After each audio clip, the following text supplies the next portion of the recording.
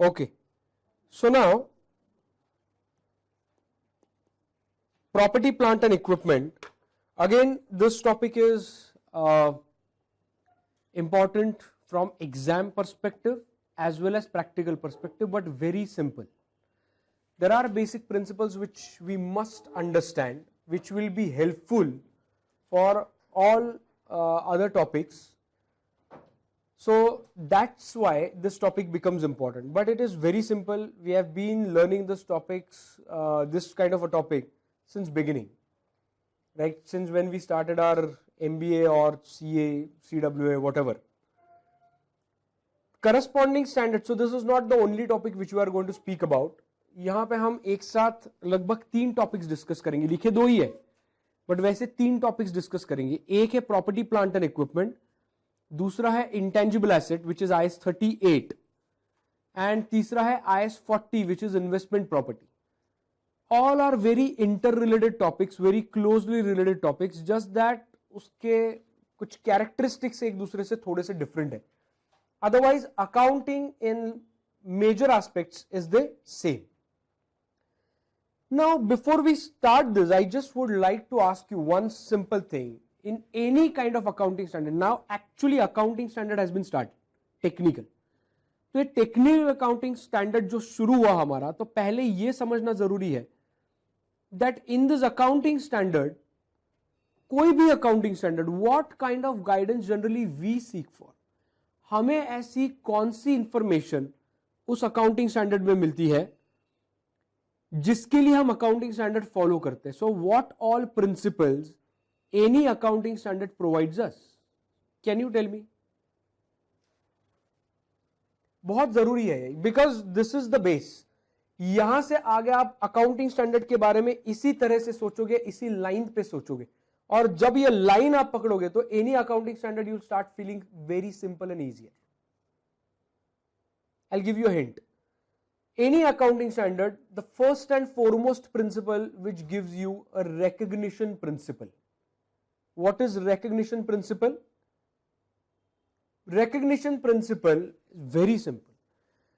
कब कोई भी फाइनेंशियल आइटम मेरी फाइनेंशियल स्टेटमेंट्स में रिकॉर्ड करना है, टाइमिंग क्या है, मैंने एडवांस दिया तब, या वो मेरी प्रीमाइसेस में आया तब, या जब मैंने उसके पैसे दिए, या मैंने क्रेडिट लिया था एंड अल्टीमेटली जब पेमेंट किया तब. When, what is a point of time should I recognize that particular item in my balance sheet. It may be asset, it may be liability, it may be revenue, income, whatever it may be expenditure also. What is the timing? So first and foremost principle, we never should forget about this. All 5, there are 5 principles. First is a recognition principle. So ये कोई भी accounting standard इसी के आसपास घूमेगा. ये 5 principal तो रहेगी apart from scope, objective, definition. So recognition. Second would be measurement.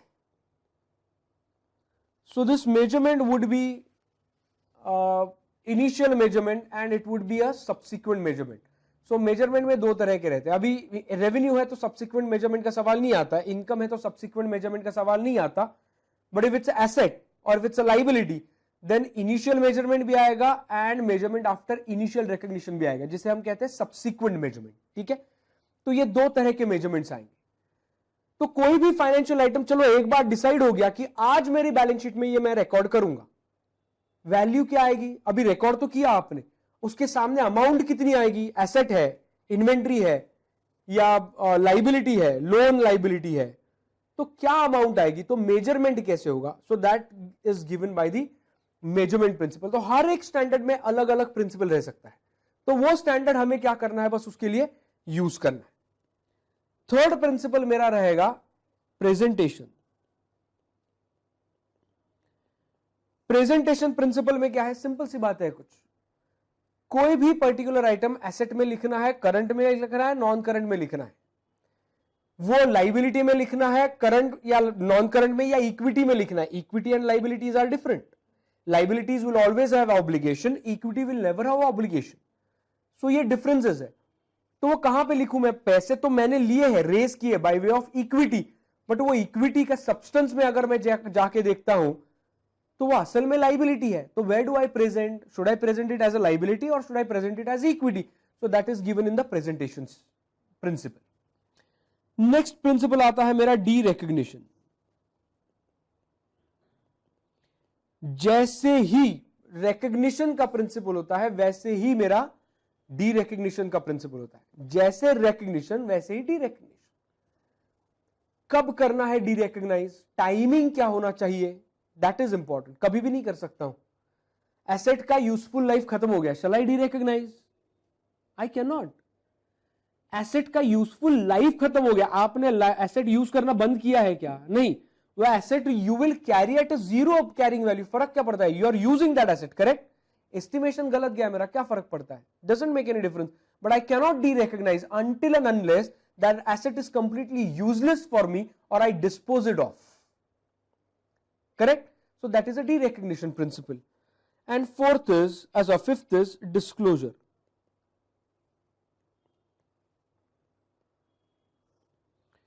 And last is disclosure. तो ये disclosure requirements, ये 5 तरह के different principle है.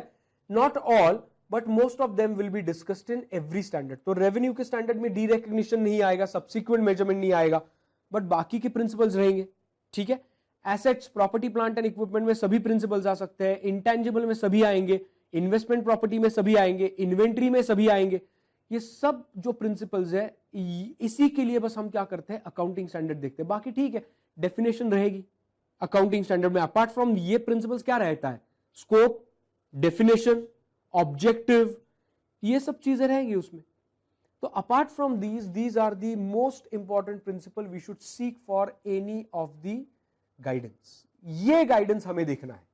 तो कोई भी अभी आपको ये दिमाग में बिल्कुल, there should not be any second thought why any accounting standard is prepared, what all guidance is there. तो ऑब्जेक्टिव डेफिनेशन ये छोड़िए, what is main crux, recognition time, measurement कैसे करना है, कितनी अमाउंट है, third is presentation, derecognition, and fifth is disclosure. So these are the principle any accounting standard you will receive for and you will apply for, ठीक है? Are you with me on this?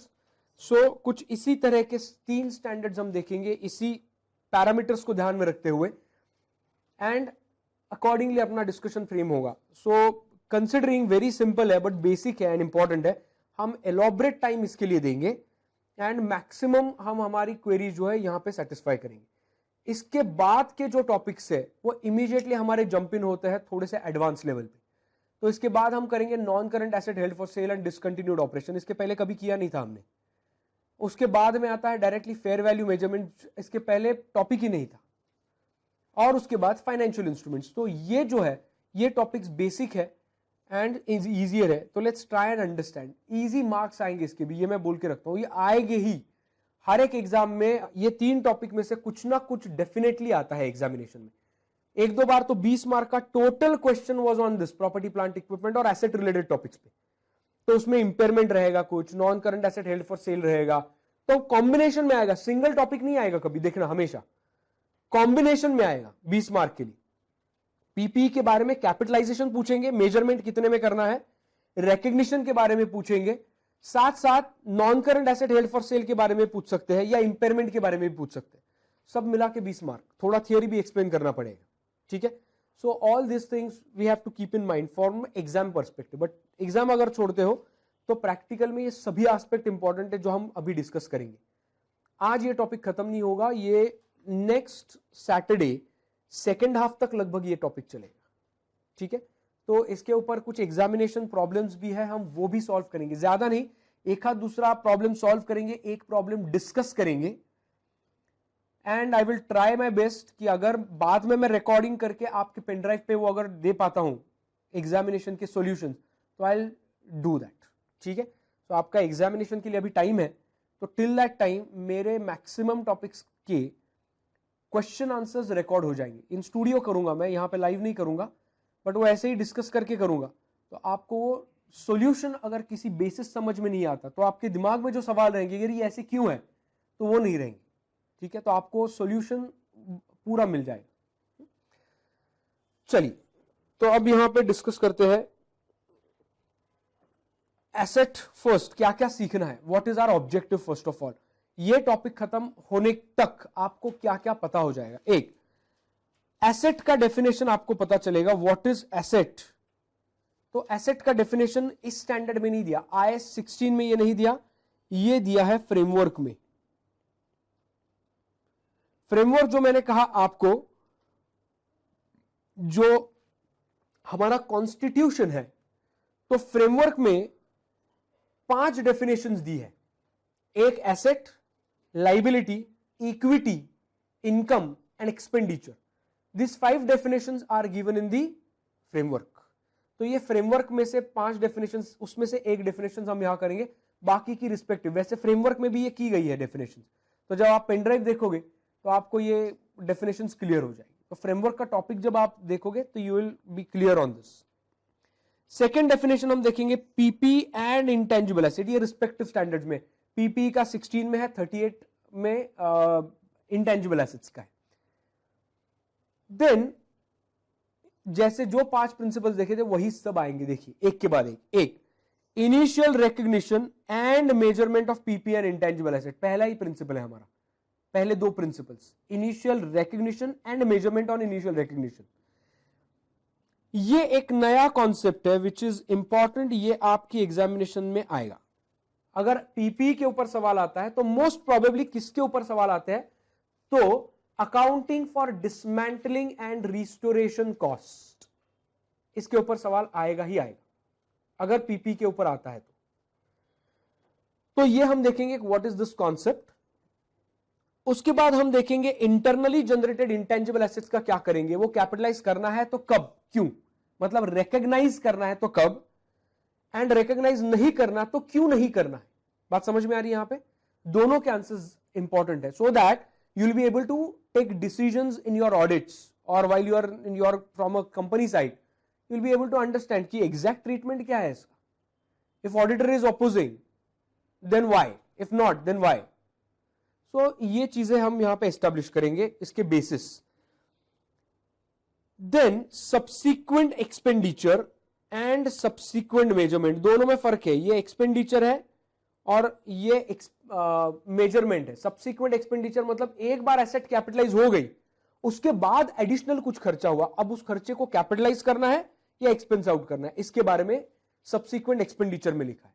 Subsequent measurement में क्या, capitalise हो चुका है, 1 साल हो गया, यूज किया, वेयर एंड टेयर हुआ, अब उसका मेजरमेंट कैसे करना है, कॉस्ट मॉडल पे करना है, रिवैल्यूएशन मॉडल पे करना है, वो सब्सिक्वेंट मेजरमेंट है।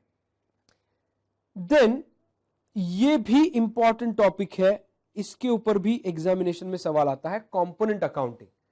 तो जो हम सब्सिक्वेंट एक्सपेंडिचर देखेंगे ये and subsequent expenditure, component accounting and subsequent expenditure हम साथ साथ देखेंगे। इंटर रिलेटेड कॉन्सेप्ट है बहुत। सो एग्जैक्टली उसका मतलब क्या है यह हमें देखना है। और उसके बाद simple disclosure requirements are quickly देखेंगे। बहुत केसेस में हम डिस्क्लोजर ज्यादा डिस्कस नहीं करेंगे, disclosures is little bit theoretical, तो एग्जामिनेशन में भी ज्यादा डिस्क्लोजर्स कभी पूछे नहीं गए, एक बहुत रेयर सर्कमस्टांसेस में पूछे गए, but very briefly. Otherwise disclosures इतना नहीं है, बट प्रैक्टिस में आपको एप्लीकेबल है। तो जस्ट एक ओवरव्यू लेंगे उसका कि डिस्क्लोजर में एग्जैक्टली क्या है। सो इतनी चीजें हमें क्या करनी है, एक 3 टॉपिक में सीखनी है। भले इसमें इन्वेस्टमेंट प्रॉपर्टी का मेंशन कहीं पे भी नहीं है, but we are going to see that investment property parallelly. Investment property का सेपरेट जो सेक्शन हम लेने वाले हैं, इसके बाद इन्वेस्टमेंट प्रॉपर्टी करेंगे, but that is very specific to understanding what is investment property, not more than that. Otherwise initial measurement, recognition, subsequent measurement हम तीनों एसेट्स का साथ ही करेंगे, PP, intangible asset and investment property. ठीक है। First, the definition of asset, very simple. What is asset? अब definition में तो लिखा है कोई भी एसेट, एसेट कब कहलाते हैं, when we recognize that asset in my books. When I should recognize that asset in my books. तो उसका डेफिनेशन पहले सेटिस्फाई होना चाहिए। What is asset? एसेट मतलब कोई भी एसेट जो मेरे पोजीशन में है वो एसेट नहीं कहलाती। कोई भी रिसोर्स मेरे पोजीशन में है, इसका मतलब वो मेरी एसेट नहीं है, वो मेरी ऑपरेटिंग लीज पे कोई एसेट हो सकती है जिसका मेरा कोई कंट्रोल नहीं उसके ऊपर, करेक्ट। जिसने मुझे रेंटल पे दिया है वो कभी भी मैं मुझसे वो एसेट लेके जा सकता है, सो मेरा कंट्रोल नहीं है। So what is important is control aspect and not the position aspect. So what is asset? Asset is a resource. तो क्लियरली लिखा है asset is a resource, it may B tangible may be intangible. तो asset की definition में tangible intangible नहीं लिखा, so it may B tangible it may B intangible, which is controlled by the entity. This is very important, and that is the reason we do not capitalize employees in the books. Otherwise कितनी companies कहती है, pharmaceutical companies देखिए, IT companies देखिए, वो कहती तो है कि employees is my biggest asset, employees are my biggest asset, then why don't you capitalize that? अब कई लोग कहेंगे वो ह्यूमन रिसोर्स अकाउंटिंग में वो करते हैं, बट वो अकाउंटिंग अभी मेन सोर्स में नहीं है, वो तो बस एक वैल्यू दिखाने के लिए मेरी ह्यूमन रिसोर्स की वैल्यू कितनी है। We never capitalize that, we can not capitalize that because we do not control employees. Employees कितनी भी आपकी एसेट हो, but you cannot control them, they can leave at any point of time. Can you say that you cannot leave for next 5 years? That's a bond. If that's a contractual arrangement between you and employee, then that is your asset, because अगले 5 साल तक that employee cannot leave your organization. वो आप organization छोड़ नहीं सकता वो, तो फिर उसको रिटेंशन बोनस ये कुछ रहेगा ना, वो कॉन्ट्रैक्ट कुछ अमाउंट रहेगी वो दी गई होगी उसको, that will be treated as your asset. Otherwise employees के ऊपर कभी भी कंट्रोल नहीं आता। फॉर एग्जाम्पल फुटबॉल आप देखते होंगे या क्रिकेट आईपीएल देखते होंगे या कबड्डी की मैचेस देखते होंगे, in that case there are various clubs which own the that particular player, उनके साथ कॉन्ट्रैक्ट रहता है for a particular number of years. During that contract period any player can not leave the company, that club, sorry.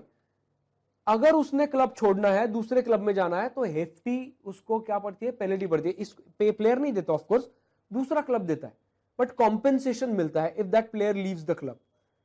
तो Ronaldo if that he leaves the club, the other club has to bear that amount, जो भी penalty है, जो भी amount है, उसको acquire करने में काफी अमाउंट लगता है। So that is his asset. Club Ronaldo is the clubs asset, even though it's because उसके ऊपर कंट्रोल है by virtue of a contract, contractual arrangement है प्लेयर के बीच में और क्लब के बीच में। तो कोई ऐसा कंट्रोल एस्टैब्लिश करने के लिए ऐसी कोई अरेंजमेंट चाहिए, राइट? अब टेंजिबल एसेट है, फॉर एग्जांपल ये आईपैड, तो this iPad is my asset. क्यों? अब इसका इनवॉइस है मेरे पास, उसका जो एक सीरियल नंबर रहेगा वो सीरियल नंबर मेरे इनवॉइस का सीरियल नंबर इसके ऊपर मैच होता है, so it establishes my control on it. So I will decide how to use it, whether to use it in trainings or whether to use it for some other thing, other purposes, for personal purposes. It's my discretion. और इसीलिए ये मेरी asset बन जाती है, because this is a resource which I control. Are you with me on this? But इतने ही दो काफी नहीं है, और दो पैरामीटर्स क्या है इसके? It should result out of the past event. अब ये मेरे कंट्रोल में क्यों आया? Because of the past event. क्या हुआ past event? I have paid money for that. I have entered into a contract with that employee. I have entered into a contract with that player. Correct? So that a contractual arrangement must have taken in the past. उसके लिए due consideration मैंने पे किया है, उसके लिए control मेरे पास transfer हुआ है। Am I right? एंड बस इतना ही काफी नहीं है, बस इतना ही आपके पास एसेट आया, अब उसका यूज ही नहीं है कुछ आपके लिए, तो क्या करोगे आप? उसको रिकॉग्नाइज क्यों करोगे? नहीं करोगे। तो लास्ट पैरामीटर इज उससे कुछ future economic benefits are expected to flow to the entity. वो डायरेक्ट भी हो सकते हैं, इनडायरेक्ट भी हो सकते हैं। सो डायरेक्ट और इनडायरेक्ट, सो डायरेक्ट भी हो सकता है, इनडायरेक्ट भी हो सकता है। फॉर एग्जाम्पल, मैं एक केमिकल कंपनी हूं, केमिकल कंपनी में मुझे कहा है कि you are polluting this air to a large extent, so government has mandated to fit in some air filters or pollution control equipments which are very expensive. So I have purchased those pollution control equipments fitted in my factory. It is a resource in my control, am I right? It is arised out of past event, I have purchased it by a contract. However, is it going to generate future economic benefits? Not directly, but indirectly yes, because if I do not fit in that pollution control equipment, I'll not be able to carry on my business. So indirectly I will be able to generate future economic benefits, correct. It is savings in my cost. जो penalties लगेगी वो penalty save करूंगा. सो that is the way of actually saving my cost. It's nothing but future economic benefits. Are you with me on this? So indirect flow जो होता है वो savings in cost में होता है and allowing me to do the future business होता है. Direct inflow is direct economic inflows. ये भी हो सकता है. So दोनों भी हो सकते हैं. तो इससे मैं क्या कहता हूं? Asset कहता हूं. Then only that asset will be my asset. कई बार देखिए सर्विस कंसेशन अरेंजमेंट एक टॉपिक है जिसका इफ्रिक 12 है. गाइडेंस कहां दिया है? इफ्रिक 12 में. मतलब क्या है service concession arrangement? Toll roads for example. Toll roads क्या है? कोई इंफ्रास्ट्रक्चर कंपनी आएगी, वो रोड बिल्ड करेगी on behalf of government and उनको राइट मिलेगा to collect the toll from the public, correct. तो देखिए ये रोड जो है जिसकी वजह से उन्हें टोल मिल रहा है, ये एसेट उनका नहीं है क्योंकि ये गवर्नमेंट का property. It is not within the control of that entity. तो इसलिए वो एसेट करके कभी उस एंटिटी के पास कैपिटलाइज नहीं हो सकता. हाउएवर वो क्या कैपिटलाइज करेंगे? उनको एक राइट मिलता है. कौन सा राइट? एक right to collect the toll from general public और users of that infrastructure. That right has been allotted by whom? By government to me. That right I can capitalize, correct. अब asset है ना, यहां पे थोड़ी ना लिखा है इंटेंजिबल और टैंजिबल. वो तो टैंजिबल इंटेंजिबल आगे देखना है. सो वो एक राइट हुआ establishment. It's a contractual arrangement. It's within my control. मैंने रोड कंस्ट्रक्ट किया है. कॉन्ट्रैक्चुअल अरेंजमेंट है by which I get a right. No so I have a control by way of that contract. So वो मुझे किससे मिला है? Government से. पास्ट इवेंट क्या है? रोड कंस्ट्रक्ट करने के लिए रोड कंस्ट्रक्ट किया, इसीलिए वो मुझे राइट मिला. फ्यूचर इकोनॉमिक बेनिफिट्स डेफिनेटली अगले 30 साल तक टोल मुझे ही कलेक्ट करना है रोज. Thousands and lakhs of vehicles will pass in one single day. So entire revenue is mine in that. ठीक है. So that becomes my right to collect that future economic benefit. That becomes my asset. Are you with me? So ये बना मेरा asset. तो इसमें कई सारे examples हमने देखे. तो आपको बस डिसाइड करना है. तो सवाल प्रैक्टिस में काफी बार आ सकता है कि कई बार फॉर एग्जांपल ये एग्जामिनेशन भी आ सकता है, प्रैक्टिस में भी आ सकता है. रेलवे साइडिंग्स या रेलवे रूट्स होते हैं. तो कई बार क्या होता है कि बड़ी बड़ी companies, cement companies and all, the manufacture and transport. तो हर बार कुछ ट्रक्स व्हीकल्स नहीं होते. तो रेलवे लाइन क्या करते हैं? कंपनी अपनी फैक्ट्री का वेयर हाउस है, वहां से रेलवे लाइन ले डाउन करता है and till the main railway line. तो जो भी एक्सपोर्ट होता है या ट्रांसपोर्ट होता है from warehouse to customer, वो उस रेलवे लाइन से होता है. But that railway line is never owned by that entity. That is owned by the government even though future economic benefits are there. So ये कुछ चीजें ऐसी है. एग्जैक्टली आंसर नहीं है, इसमें ऊपर काफी डिबेट होता है और ऐसे भी एसेट्स आप कैपिटलाइज कर सकते हो, बट वो हम डिस्कस नहीं करते. पॉइंट इज ये गाइडलाइन है. इस बेसिस पे आपको क्या करना है? डिस्कस करना है, इवैल्यूएट करना है हर बार प्रैक्टिस में कि वेदर दैट इज एसेट और नॉट. ठीक है. Any questions on this definition? हाँ.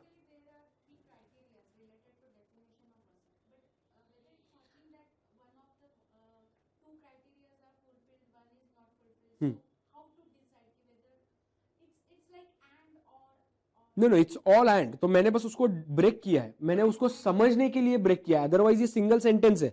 Asset is a resource controlled by an entity arised out of a past event from which future economic benefits are expected to the entity. तो यहां पे and और कुछ नहीं है. This is single sentence.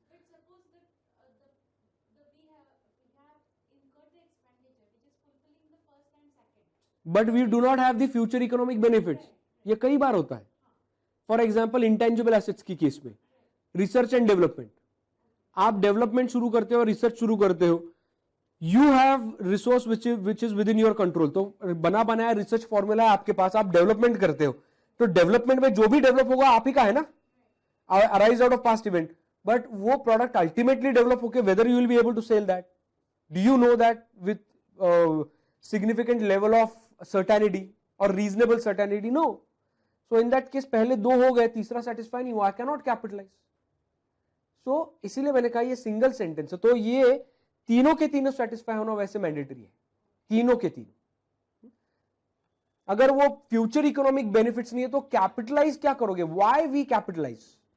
बोलिए, कोई भी एक्सपेंडिचर में कैपिटलाइज क्यों करता हूं? Why do we capitalise? Absolutely matching principle है ना, मैचिंग प्रिंसिपल। जो अभी खर्चा कर रहा हूं जिसका बेनिफिट मुझे आने वाली 5 सालों में आएगा, so it's not appropriate to expense out that entirely. तो अगले 5 सालों में तो डिप्रिसिएशन इज द चार्ज। तो जैसे मुझे रेवेन्यू आएगा, जैसे मैं यूज करूंगा, उस तरीके से मैं उसको एक्सपेंस आउट करूंगा, एज सिंपल एज दैट। ठीक है, इसीलिए उसको कैपिटलाइज करते हैं। Now what is property, plant and equipment? Property, plant and equipment are the tangible items. तो एसेट ही है ये एक तरह से। These are tangible items, clear लिखा है, it's a tangible items which is used for one, manufacturing or providing services, second for rental purposes, third for administrative purposes. ये तीनों के लिए मुझे यूज करना है उसको। So tangible item which I am using it for production or supply of goods or services. तो या तो वो मशीनरी है, या तो वो इन द प्रोसेस ऑफ मैन्युफैक्चरिंग नहीं है। इन द प्रोसेस ऑफ मैन्युफैक्चरिंग मतलब वो इन्वेंटरी हो गया, वो यहां पे नहीं आएगा। सो यहां पे क्या लिखा है, it is held for production, तो इसकी मदद से मैं प्रोडक्शन करूंगा, which is going to be utilised in the process of production, मतलब वो इन्वेंटरी रॉ मटेरियल हो गया। Correct. So it is held for production और सप्लाई ऑफ गुड्स और सर्विसेज, और it is rental to others. यहां पे मैं एक लिखता हूं, बस ये नोट डाउन करना, एक्सेप्ट लैंड एंड बिल्डिंग और बोथ। सो अगर मेरे पास कोई लैंड एंड बिल्डिंग है which is I am holding for the rental purposes, it is not treated as the property, plant and equipment. It will be treated as investment property. So in this case this will be investment property. This will be treated as investment property जिसका accounting होगा IS 40 के under. तो other than land and building मेरी कोई assets है, cranes है, कोई machineries है, whatever I have, if I am holding it for the rental purposes other than land and building, I will treat this as my property, plant and equipment. अगर land and building rental के लिए है तो I will treat that as a investment property. तो ये standard के scope से वो immediately आउट हो जाता है, कोई land and building है तो। ठीक है। Tangible items which are held for production like factory, plant and machinery, factory equipments, etc., that will be treated as my property, plant and equipment. Any plant and machinery I am holding it for rental purposes, cranes, right, or any earth moving equipments, vehicles, if I am holding it for rentals, it will become my property, plant and equipment. But any land and building held for rental, it will not be plant and equipment, property, plant and equipment, it will be treated as my investment property. Are you with me? उसके बाद administrative purposes के लिए अगर मेरे पास कोई asset है, like administrative building है, लैंड एंड बिल्डिंग रेंटल के लिए नहीं दिया, मैंने मेरे खुद के लिए उसको यूज कर रहा हूं। मैं क्या कर रहा हूं, I am using it for my own. मैं क्या कर रहा हूं उसके लिए, वो मेरा ऑफिस करके यूटिलाइज कर रहा हूं, दैट बिकम्स एडमिनिस्ट्रेटिव। किसी को रेंट के लिए नहीं दिया है मैंने, मेरा खुद का बिल्डिंग है, मेरा खुद का ऑफिस है, it becomes my property, plant and equipment. Are you with me on this? So that is administrative. So air conditions, tables, chairs and any other tangible items which is in administrative building or used for administrative purposes will be property, plant and equipment. तो ये 4 चीजें आती है, वैसे 3, and ये तीनों चीजों का एक इंपॉर्टेंट फैक्टर आता है यहां पे और है सब जगह पे अगर आप देखोगे, पर तो यहां पे एंड है, it is expected to be used for more than 1, 1 साल से ज्यादा उसका यूज होना चाहिए। अगर 1 साल से कम यूज है तो आपके पास ऑप्शन आता है वेदर टू कैपिटलाइज और एक्सपेंस आउट। तो जनरली हम क्या करते हैं, फिर एक्सपेंस आउट कर देते हैं, उसका लाइफ ही 1 साल से कम है तो क्या फर्क पड़ता है। बट अगर ये कंपनी लिस्टेड है, क्वार्टरली फाइनेंशियल स्टेटमेंट्स बनाती है, तो पूरा चार्ज 1 क्वार्टर में आ जाएगा, तो वो क्या कहते हैं 3 से 4 क्वार्टर में उसको राइट ऑफ करते हैं, राइट। तो इंपॉर्टेंट 2 पॉइंटर्स है, tangible items used for specified purposes and those tangible items are expected to be used for more than 1 period. अब पीरियड का मतलब 1 साल या कितना पीरियड, ये कहीं नहीं दिया, बट स्टैंडर्ड में एक्सप्लेनेशन दिया है इसका, that period entity has to decide. Generally in a common parlance it will be treated as 1 year. ठीक है, सो लिखा है 1 साल normally will be treated as 1 period. तो ये होगा मेरा tangible item. सिंपल डेफिनेशन है, कोई ज्यादा डिफिकल्टी इसमें नहीं है. तो अब देखिए इसकी वजह से इंडियन गैप में क्या इशू हुआ. इंडियन गैप में पहले स्टोर्स एंड स्पेयर्स थे, that we used to classify as inventory, correct.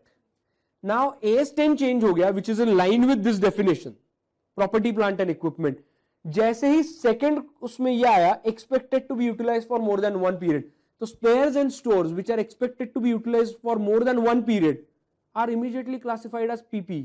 जो इन्वेंटरी में था वो इमीडिएटली क्लासिफाई क्या हो गया, as a property plant and equipment. तो ये एक डिफरेंस आया. अभी इंडियन गैप, IFRS और इंडेस में कोई डिफरेंस नहीं है, 0 डिफरेंस है आज की तारीख में. इंडेस, IFRS और इंडियन गैप में कोई डिफरेंस नहीं है, ये पहले वाले डिफरेंस थे. तो इस टॉपिक में मैं as far as PP is concern कोई डिफरेंसेस में नहीं. इंटेंजिबल एसेट्स में है, इन्वेस्टमेंट प्रॉपर्टी में है, बट 16 में कोई डिफरेंस नहीं, 38 और 40 में डिफरेंस है. ठीक है, कभी कभी मैं नंबर्स लेता हूं तो आपको वो थोड़ा सा ध्यान में रहना चाहिए, इसीलिए मैं नंबर्स लेता हूं. बट अगर ध्यान में नहीं आता है तो मुझे इमीडिएटली पूछिए. ठीक है, any questions on this definition? Alright, so I will come on the definition of intangible asset. Intangible asset में क्या होता है, ये थोड़ा सा डिफरेंस है इंडियन गैप से इस डेफिनेशन में, और इसकी वजह से प्रैक्टिकल में थोड़े से कुछ चेंजेस हो सकते हैं, तो वो हमें डिस्कस करने. ठीक है, इंटेंजिबल एसेट में लिखा है, अब intangible asset is an asset which you cannot see, correct. Intangible, जिसको टच नहीं कर सकते हम, जिसे देख भी नहीं सकते, we cannot see that. Then how do we claim that there is an asset? And that is why one definition में सबसे इंपॉर्टेंट पॉइंट है, it should be an identifiable asset. Identifiable asset which is a non monetary asset. Non monetary मतलब PP भी तो non monetary है. Non monetary का मतलब क्या है, which is not a monetary. Then what is monetary? Which is expressed in the terms of money and money's worth. जैसे receivables है, रिसीवेबल्स मतलब आपको पैसे मिलने हैं ना. इन्वेंट्री वैसे नहीं है, इन्वेंट्री के पैसे नहीं मिलते. इन्वेंट्री बेचता हूं वो कॉस्ट ऑफ गुड सोल्ड में चला जाता है, इन्वेंट्रीज का रिसीवेबल्स होता है, रिसीवेबल्स से पैसे मिलते हैं. फिक्स डिपॉजिट्स पैसे मिलते हैं, लोन्स रिसीवेबल्स पैसे मिलते हैं. So these are monetary items. Non monetary items मतलब directly in terms of money express नहीं कर सकता. प्रॉपर्टी प्लांट एंड इक्विपमेंट बेचने के लिए थोड़ी, और बेचने के लिए है भी तो भी वो एसेट है which is a non monetary asset. अभी पैसे के इसमें मैं एक्सप्रेस नहीं कर सकता उसको, इसके पैसे नहीं मिलेंगे मुझे, रिसीवेबल्स के पैसे मिलेंगे. पहले इसे बेचना पड़ेगा, बेच के जो रिसीवेबल्स जनरेट होंगे उससे पैसे मिलेंगे. Same is the case with fixed assets, correct. और इसीलिए fixed asset I will use it in production of inventory. Inventory I will use it to sell, and once it is sold I will receive money for that receivables. इसीलिए receivables is a monetary asset, loans given is a monetary asset, fixed deposit is a monetary asset, so kind of a financial asset. But intangible asset, PP, investment property are never monetary assets. Those are non-monetary assets, correct, which cannot be expressed in terms of money. Are you with me everyone? And asset का मतलब क्या है? It is always within my control, so that has to be established. Market share आपके control में रहेगा कभी? सवाल ही नहीं आता. तो that is not within my control, तो एसेट ही नहीं है इसकी वजह से. तो फिर market share will be never satisfy the definition of intangible asset because of this reason. But one more point is very important, and this is new point, that is identifiable. New मतलब पूरा पहला भी था, but asset किसी asset की definition में नहीं है. आइडेंटिफिएबल मतलब इट शुड बी आइडेंटिफाइड, समझना तो चाहिए वो एसेट है. तो आइडेंटिफिएबल के लिए कुछ 2 क्राइटेरिया, दोनों में से कोई एक भी क्राइटेरिया सेटिस्फाई होता है तो मैं उसे कहता हूं this is treated as my identifiable asset. हो सकता है आइडेंटिफिएबल है बट वो एसेट नहीं है, मेरे कंट्रोल में नहीं है, हो सकता है. तो इसीलिए वो एसेट की डेफिनेशन सेटिस्फाई नहीं कर पाएगा. बात समझ में आ रही है? आइडेंटिफिएबल है बट वो मेरे कंट्रोल में नहीं है, तो इसीलिए उसको इंटेंजिबल एसेट नहीं कह पाऊंगा मैं. फॉर एग्जाम्पल, आइडेंटिफिएबल क्या है पहले उसे देखते हैं. आइडेंटिफिएबल के 2 फीचर्स है. एक, either it should be separable और it should arise out of a contractual और लीगल राइट। सेपरेबल का मतलब क्या है? एंटिटी से सेपरेट करके या तो you should be able to give it on a finance lease और you should be able to give sell it independently, sale of that particular entity. दूसरा कोई एसेट के साथ बेच सकते हो, for example know how of a machinery. Will you be able to rent that asset on a finance lease और sell that along with that know how? तो वो मशीनरी बेच सकते हो? हाँ बेच सकते हो। सो that becomes, that know how becomes my identifiable asset. बात समझ में आ रही है? बट अगर आप ब्रांड नेम की बात करो तो क्या ब्रांड नेम सिर्फ बेच पाओगे without selling an entity? Nike का ब्रांड नेम, नाइके का brand name without entire manufacturing setup I will not be able to sell, that's a brand name. मैं फाइनेंस लीज पे नहीं दे सकता, ऑपरेटिंग लीज पे, फ्रेंचाइजी को किसी को दे सकता हूं यूटिलाइज, बट वो ऑपरेटिंग लीज हो सकता है। फाइनेंस लीज मतलब क्या वो बेच सकते हो आप? नहीं। So that can not be treated as a separable. तो ऐसी केसेस में ये सेपरेबल नहीं है। बट देन मुझे चेक करना है whether that has arised out of legal और कॉन्ट्रैक्चुअल राइट। तो शायद yes, brand can be treated as a identifiable because I have created that brand, I have registered a copyright, trademark. Nobody else can use that. Now it's my brand. It has arisen out of legal or contractual right. Correct? Now it's a legal right. मैंने copyright register किया, by law nobody else will be able to use that trademark. It's my trademark. Correct? So it has arisen, even though it's not separable, doesn't make any difference, कोई problem नहीं। But क्या वो एक contractual और legal right है आपके पास? हाँ है। इसलिए मैं उसे क्या कहता हूं? It is identifiable. अब बात समझ में आ रही है यहां पे? So either it should be separable और it should be arised out of a contractual और अदर लीगल राइट। ठीक है? अगर ये दोनों में से एक भी पॉइंट है तो मैं इसे कहता हूं कि वो इंटेंजिबल एसेट कहने के लिए आइडेंटिफिएबल है, वो रिसोर्स आइडेंटिफिएबल है। अब ये राइट दिखेगा नहीं ना, क्या राइट देख सकते हो आप? क्या राइट को टच कर सकते हो? नहीं। तो आइडेंटिफाई कैसे होगा? कॉन्ट्रैक्ट है। सो अब कोई कह सकता है कॉन्ट्रैक्ट दिख सकता है, तो वैसे नहीं, बट एसेट करके टेंजिबल एसेट नहीं दिखेगी। तो आइडेंटिफिएबल किस वजह से हुआ? कॉन्ट्रैक्चुअल या लीगल राइट है, इसकी वजह से वो क्या हुआ? एक मेरी एसेट हुई। ये हो सकता है कि केएफसी है, केएफसी से मैं क्या ले रहा हूं? राइट परचेस कर रहा हूं। केएफसी से मैं राइट परचेस करता हूं, कौन सी चीज का? फ्रेंचाइजी हूं मैं उसका। I will use KFC's brand to do a business in my area within that particular circumference. That's my intangible asset. Now, within that particular radius, nobody will be able to operate another KFC because that by law, by contract, that has been agreed between me and KFC. Am I right? That is the contractual arrangement that has arisen out of a contractual right. That's my asset. भले ही वो separatable ना हो, for example, but वो मेरे पास मुझे मिला है because of the contractual arrangement. Are you with me on this? Market share, पहले ही बताया हमने। मार्केट शेयर क्या होता है? Do you control that? पहले तो एसेट ही नहीं है। अब मार्केट शेयर में whether market share is transferable, आप खुद का नहीं है तो ट्रांसफर क्या करोगे? मार्केट शेयर तो वो लोगों के पास, वो कस्टमर के ऊपर डिपेंडेंट है। कोई कॉन्ट्रैक्ट, रिटर्न कॉन्ट्रैक्ट है तो बात अलग है, कस्टमर्स के साथ रिटर्न कॉन्ट्रैक्ट से तो बात अलग है। तो मैं वो कॉन्ट्रैक्ट परचेस करता हूं, अब मैं डिलीवर करूंगा तो वो मेरे कॉन्ट्रैक्ट से ना, अब मेरे पास कॉन्ट्रैक्चुअल राइट है। बट मार्केट शेयर ऐसे किसी लीगल एग्रीमेंट से नहीं आता। मैंने मार्केट एस्टेब्लिश किया है, 20% मार्केट शेयर मेरा है, ये आप कह रहे हो, बट क्या आपका हक है उसके ऊपर? बिल्कुल नहीं। कस्टमर चाहे तो किसी के पास भी जा सकता है बाद में, तो इसीलिए ना ही ये सेपरेबल है, क्योंकि सेपरेबल करने के लिए आपका खुद का ही नहीं है, वो किसको क्या ट्रांसफर करोगे आप? तो वो सेपरेबल नहीं है। एंड सेकंड, कॉन्ट्रैक्चुअल या लीगल अरेंजमेंट से भी वो अराइज नहीं हुआ है, वो तो आपने डेवलप किया ओवर द पीरियड। कल अगर आपकी क्वालिटी ऑफ सर्विस अगर खराब हो जाए तो वो मार्केट शेयर आपका ऑटोमेटिकली रिड्यूस हो जाएगा, किसी को कहने की जरूरत नहीं है ये। Are you with me on this? So ये हो गया हमारा आइडेंटिफिएबिलिटी क्राइटेरिया, वेयर आइडेंटिफिएबल मतलब it must be arise out of a legal और कॉन्ट्रैक्चुअल राइट, और इट मस्ट बी सेपरेबल। दोनों में से कोई एक पॉइंट होना चाहिए, तभी मैं कह सकता हूं कि ये आइडेंटिफिएबल है।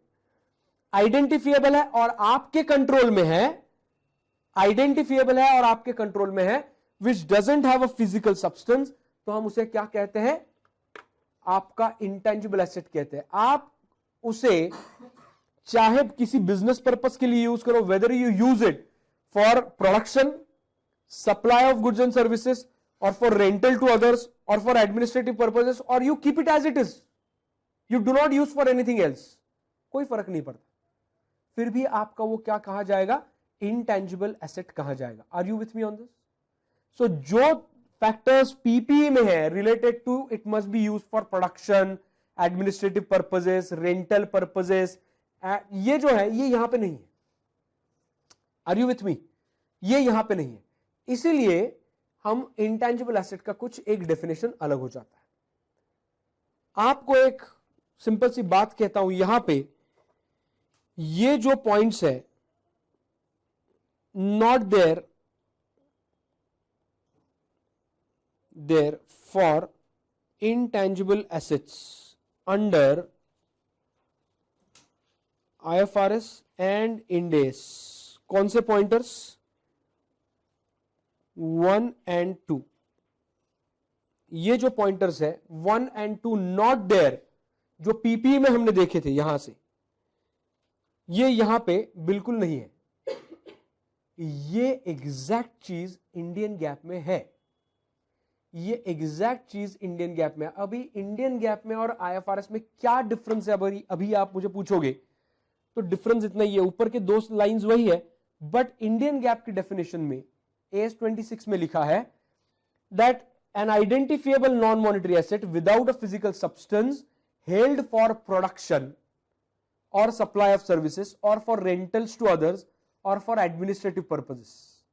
तो अगर मेरे पास कोई ऐसा इंटेंजिबल एसेट है, I am not using for this three purposes, I will not be able to call it as a intangible asset. बात समझ में आई?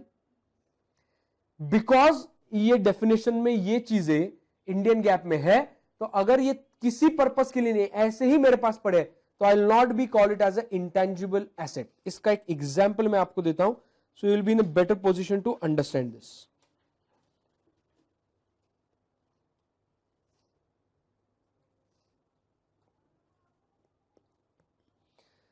नाउ देखिए, ये प्रैक्टिकल एग्जाम्पल है कुछ,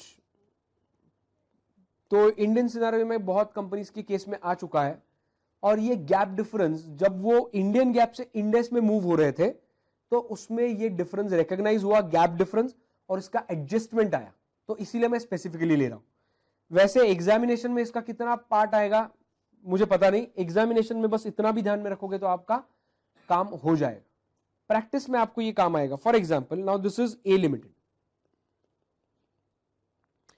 ए limited is a new company in the renewable energy। renewable energy में ये नए हैं, और इसीलिए उनके पास एक गवर्नमेंट ने ऑफर दिया है। गवर्नमेंट ने कहा, दिस इज गवर्नमेंट ने कहा, you are able to see this right, government ने कहा आपको पहले साल के लिए, being you are in a very beneficial business to environment, we want to provide you certain incentives। तो पैकेट स्कीम ऑफ इंसेंटिव्स के अंडर उनको ये पहले सेल्स टैक्स डेफरल था, तो इसलिए मैं अभी सेल्स टैक्स डेफरल कहता हूं, अभी शायद नया स्कीम कोई आ सकता है। Sales tax deferral scheme allot हुआ, सेल्स टैक्स डेफरल ये स्कीम अलॉट हुआ, उसके तहत उनको क्या उनको कहा गया, यू सेल योर प्रोडक्ट, मतलब जो भी आपका प्रोडक्ट सर्विसेज रहेगा, इलेक्ट्रिसिटी, ये वो whatever it is, and collect sales tax. Sales tax collect करना, however do not pay to government, do not pay to government, ये गवर्नमेंट को आपको पे नहीं करना, ये आप एक्यूमुलेट करो। उसका लिमिट कितना है? INR 1 करोड़ फॉर एग्जाम्पल, इसका लिमिट है। सेल्स टैक्स जितना आप जनरेट होगा, 1 करोड़ की तक लिमिट है आपको, 1 करोड़ तक का साल में जितना भी आप सेल करोगे उसके ऊपर का सेल्स टैक्स 1 करोड़ तक आप आपके पास करेक्ट करो। 1 करोड़ से ज्यादा हुआ तो बाकी का भर दो इमीडिएटली, बट 1 करोड़ का गवर्नमेंट के पास इमीडिएटली डिपॉजिट करने की जरूरत नहीं है। 1 करोड़ आप कलेक्ट करो and you repay after 10 years in 5 equal installments. ये 5 इक्वल इंस्टॉलमेंट्स में आप क्या करो, गवर्नमेंट को रीपे करो. अब ये सिंपल सी बात है, नॉर्मल ट्रांजैक्शन, इसमें क्या डिफिकल्टी है. तो इसके केस में हम डिस्कस कर ही नहीं रहे. ये एक ही केस में क्या होगा, एक तरह का गवर्नमेंट ग्रांट हुआ, बट इंडियन गैप में ये भी रिकॉग्नाइज नहीं होता.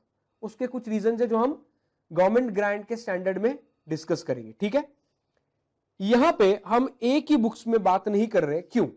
बिकॉज ए नया नया है. ए कहता है 1 करोड़ का सेल्स टैक्स, मतलब मुझे सेल कितना करना पड़ेगा, कम से कम 10 करोड़ का. मतलब अगर 10% सेल्स टैक्स पकड़े तो, अगर सेल्स टैक्स कम है तो सेल बढ़ा और ज्यादा करना पड़ेगा. मेरा टारगेट तो 3-4 करोड़ का भी नहीं है इस बार, being a new company. Correct? So इसीलिए ए को लगता है कि ये benefit I will not be able to avail it to the full extent. बात समझ में आ गई? गवर्नमेंट ने कहा कि ये स्कीम जो है ये ट्रांसफरेबल है. गवर्नमेंट ने कहा दिस स्कीम इज ट्रांसफरेबल. ये आप स्कीम ट्रांसफर कर सकते हो. अगर किसी और को इसका बेनिफिट हो रहा है तो आप उसे ये स्कीम क्या करो, ट्रांसफर करो. तो ए ने सोचा क्यों ना मैं ये स्कीम बेचूं, क्योंकि मुझे पूरा बेनिफिट मिलेगा नहीं. Let's try to sell it. मुझे आधा भी बेनिफिट नहीं मिलेगा. जहां पे सेल 10 करोड़ करना है, मेरा 3-4 करोड़ भी नहीं होगा, तो 30% भी बेनिफिट नहीं मिलेगा इस 1 करोड़ का. तो क्यों ना एक काम कर सकते हैं कि ये जो स्कीम है ये मैं किसी को बेचता हूं, ये बी लिमिटेड को बेचता हूं जो इसी फील्ड में है बट कई सालों से है. तो उसका 10 करोड़ नहीं, उसका सेल तो 20-30 करोड़ है. तो he'll be able to utilize this benefit in fullest to the maximum extent. Am I right? Everybody agrees to me? अब ए जो बेनिफिट ट्रांसफर करेगा वो फ्री ऑफ कॉस्ट थोड़ी ना करेगा. अगर फ्री ऑफ कॉस्ट करना था तो वो कहेगा कि might as well I take that benefit to the extent of 30-40 lakh. 1 crore तक तो जाएगा नहीं मेरा, 30-40 लाख जो आएगा उतना तो बेनिफिट मिलेगा. अब ये देखिए बेनिफिट तो है ना, 1 करोड़ का पैसा जो आप कलेक्ट करोगे गवर्नमेंट के पास दोगे नहीं वापस, तो 1 करोड़ आपकी यूटिलाइजेशन के लिए अवेलेबल है. am I right? 10 साल नहीं 15 साल, 10 साल के बाद आप 5 इक्वल इंस्टॉलमेंट्स में उसे लौटाओगे तो अल्टीमेटली 15 साल तक ये पैसा यूटिलाइज करोगे. 10 इयर्स पूरा 1 करोड़, उसके बाद एवरी ईयर थोड़ा कम अमाउंट, बट पूरा यूटिलाइजेशन आपके पास. अगर ये नहीं मिल रहा होता आपको तो आपको लोन लेना पड़ता बिजनेस एक्सपेंशन के लिए. am I right? That loan is nowhere less than 10% of interest. 10% से कम इंटरेस्ट नहीं है उसका कहीं पे भी. अभी 10% से उसका इंटरेस्ट कम नहीं है तो मेरी कॉस्ट 15 साल में कितनी हो जाएगी? मोर than 1 crore, 1.5 crore. am I right? More than 1.5 crore will be my interest cost itself. ये मैं बचा रहा हूं. Are you getting my point? ये मैं बचा रहा हूं 1.5 करोड़ की इंटरेस्ट कॉस्ट है. I am actually saving on that cost. तो ये 1.5 करोड़ का एक्चुअल बेनिफिट है मुझे, बट ये मैं यूटिलाइज नहीं कर पाऊंगा. मुझे बेनिफिट कितना मिलेगा? 30-40 करोड़, 30-40 लाख पे जो भी इंटरेस्ट का बेनिफिट मिलेगा उतना ही. उससे अच्छा है कि ये मैं बी को बेच दूं, बट बेनिफिट मुझे थोड़ा ज्यादा चाहिए. बी को तो ये बेनिफिट नहीं है. बी कहेगा, बी को अगर 1 करोड़ रुपए चाहिए तो बी कहेगा 10% से मुझे लेने पड़ेंगे. am I right? यस और नो? करेक्ट ना? सो बी को 10% इंटरेस्ट देना पड़ेगा, ए पूरा बेनिफिट ले नहीं सकता. तो विन विन सिचुएशन क्या है? ए ने उसको ये ट्रांसफर किया एट 60 लाख. ये स्कीम 60 लाख पे ट्रांसफर किया. अपफ्रंट पैसे बी को देने पड़े. बी को पेमेंट कितना करना है? 60 लाख का 1 करोड़, वो भी कितने साल के बाद? 15 साल पे. बी को 60 लाख इन अ वे जो अभी पेमेंट किया है उसके अल्टीमेटली यूटिलाइज कितने करने मिलेगा उनको? 1 करोड़. am I right? तो उसको भी ये बेनिफिट है. उसका इफेक्टिवली इंटरेस्ट रेट आएगा समवेयर अराउंड 6 to 7%. बी को ये 60 लाख रुपए is nothing but equivalent to 6 to 7% cost. मैंने पहले ही बात की कि अगर ये बेनिफिट होता तो बी ए को कितना बेनिफिट होता? 1 से 1.5 करोड़. उसका मतलब 60 to 70 लाख मतलब बेनिफिट कितना हो सकता है? ऑलमोस्ट हाफ बेनिफिट हुआ ना इसका. am I right? सो इसीलिए ये बेनिफिट अगर आप देखोगे आज 60 लाख रुपए मेरे जेब से मैंने भरे, जिसका 1 crore over the period of मुझे 15 ईयर्स देना है, तो इंटरेस्ट कितना आया? इंटरनल रेट ऑफ रिटर्न अगर हम देखें तो सिर्फ 6 to 7% का इंटरेस्ट आया। अगर वही बी बाहर से लोन लेता तो कितना इंटरेस्ट पड़ता उसको? 10%। am I right? सो ये विन विन सिचुएशन हुआ। ए को बेनिफिट कितना मिलता था? 30-40 लाख के ऊपर कुछ जो मिलता था वो, बट अभी यहां पे उसको कितना पैसा मिला? 60 लाख मिला। ये विन विन सिचुएशन है ना। तो इसीलिए ये एक ट्रांजैक्शन हुआ। अब ये ट्रांजैक्शन सिर्फ अभी एक्सप्लेन किया है, अभी प्रॉब्लम क्या है अभी समझना है। इसमें प्रॉब्लम कुछ नहीं, इसमें सिचुएशन क्या है? सिचुएशन ये है कि बी की बुक्स में देखिए, बी ये अब ध्यान से सुनना, ट्रांजैक्शन समझ में आया सबको? Everybody is with me on this same page? Sure? Yes yes, हाँ यस बोलो तो। हाँ, तो कई बार मोबाइल देखते देखते पता नहीं चलता, हाँ कहना है। सो नाउ ये जो मुझे बेनिफिट मिला, जिसके लिए मैंने 60 लाख रुपए दिए, इसका इंडियन गैप में ट्रीटमेंट क्या है? अब देखिए, मुझे राइट मिला। कौन सा राइट मिला? To defer my liability. Are you getting my point? जो पैसे कलेक्ट किए ये मेरी लाइबिलिटी है, ये राइट नहीं होता तो मुझे पैसा इमीडिएटली पे करना पड़ता। क्या मुझे इमीडिएटली पे करना है? नहीं, बी के केस में। अभी बी के पॉइंट ऑफ व्यू से बात करेंगे। ये राइट मिलने के लिए पैसे कितने दिए मैंने? 60 लाख रुपीज।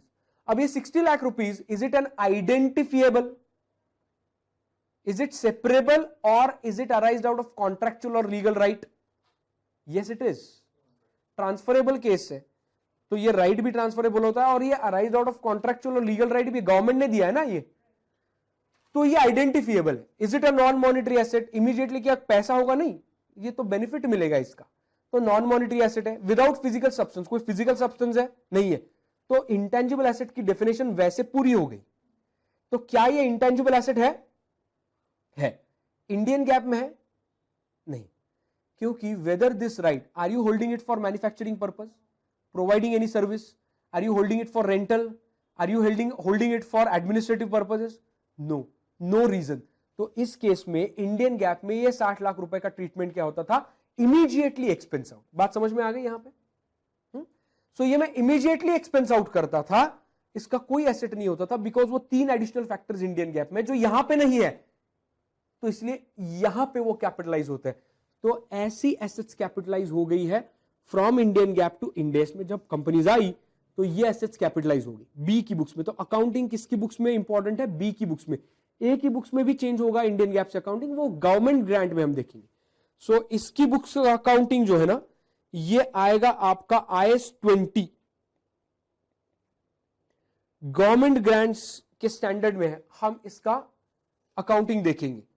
ये जो अकाउंटिंग है, this is IAS 38 intangible asset. This 60 lakhs will be capitalised. कैसे कैपिटलाइज करेंगे? Accounting entry, account debit. So accounting entries लिखने का तरीका है या यहां पे, तो आप एग्जामिनेशन में अकाउंटिंग एंट्रीज पूछी जाएगी आपको, तो लिखने का एक तरीका है। कैसे लिखना है आपको? डेबिट एंड यहां पे आएगा क्रेडिट।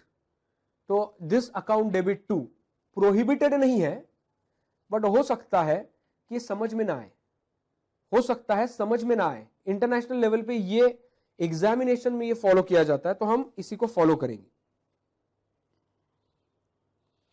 सो डेबिट आएगा मेरा intangible asset, right. So that intangible asset account 60 lakhs, और क्रेडिट क्या आएगा? Bank 60 lakhs, as simple as that. पहले ये क्या होता था? टू बैंक तो आता था, बट डेबिट क्या आएगा? P&L। P&L में पूरा खर्चा जिसका बेनिफिट मुझे मिलेगा अगले 15 सालों में bye way of reduced income, ये मैं अभी एक्सपेंस आउट करता था इंडियन गैप में, इसलिए मैंने इसका क्या किया? कैपिटलाइज किया। Are you with me on a difference between Indian GAAP and Ind AS IFRS? Any questions? Any questions on this? Alright, shall we move ahead? Lack of physical substance, ये हमने देखा फिजिकल सब्सटेंस नहीं है, but ऐसी assets किसी ना किसी physical form में आएगी, किसी ना किसी फिजिकल फॉर्म में आएगी, तो उसे टेंजिबल नहीं कह सकते, बट उसे हम क्या कहेंगे? This is intangible without physical substance, taking a form of a some physical asset और फिजिकल रिसोर्स।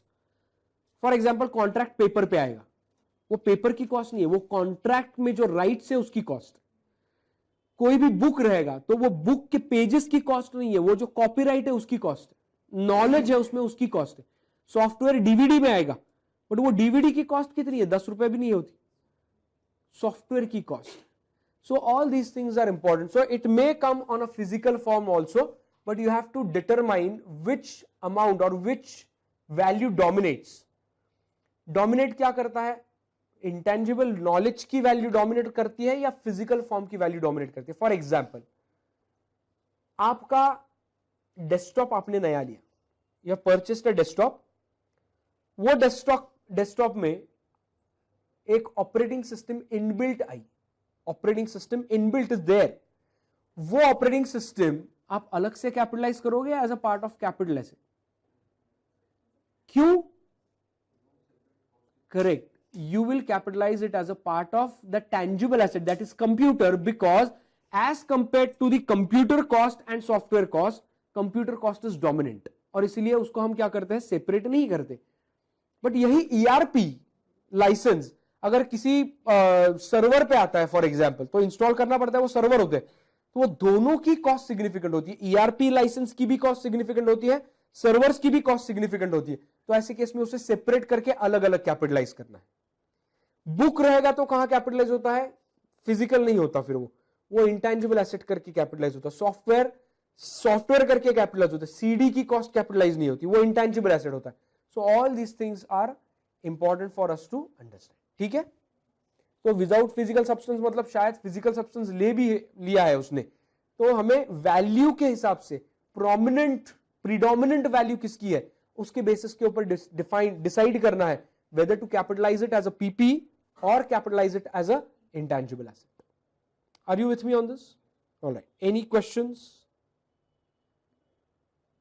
श्योर, मैं वो पहला केस मान के चल रहा हूं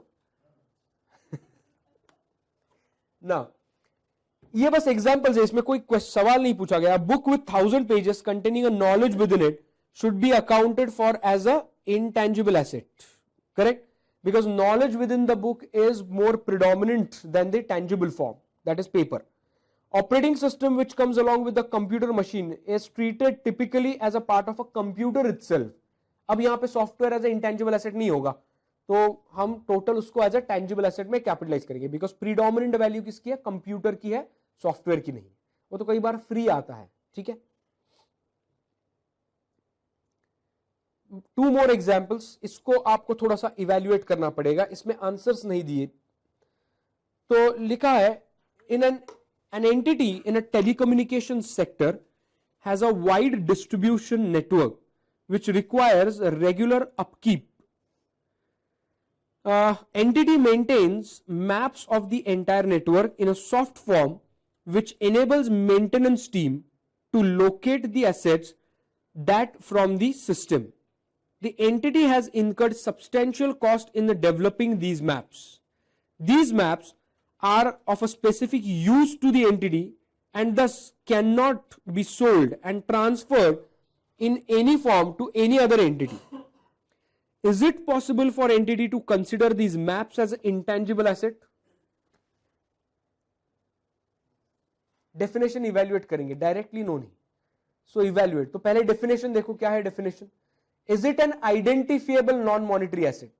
तो पहले तो whether these maps are within my control or not, तभी मैं कह पाऊंगा it is my asset or not. ठीक है, नॉन मॉनिटरी है ना, वो तो पैसे के केस में वो एक्सप्रेस भी नहीं होते। whether it is non monetary asset, whether is it in my control, अगर दूसरा कोई यूज करता है तो आई कैन sue him, दूसरा कोई यूज नहीं कर पाएगा। अगर कोई डिस्टॉर्ट करना है, फॉर एग्जांपल जियो का नेटवर्क एयरटेल को खराब करना है, तो अगर जियो का नेटवर्क के मैप्स अगर एयरटेल यूज करता है तो जियो कैन sue एयरटेल। ठीक है, this is just an example. So यहां पे एक क्या है, एक कंट्रोल है, ये मेरे कंट्रोल में है, राइट, मेरे परमिशन के बिना कोई यूज नहीं कर पाएगा। Whether it is identifiable,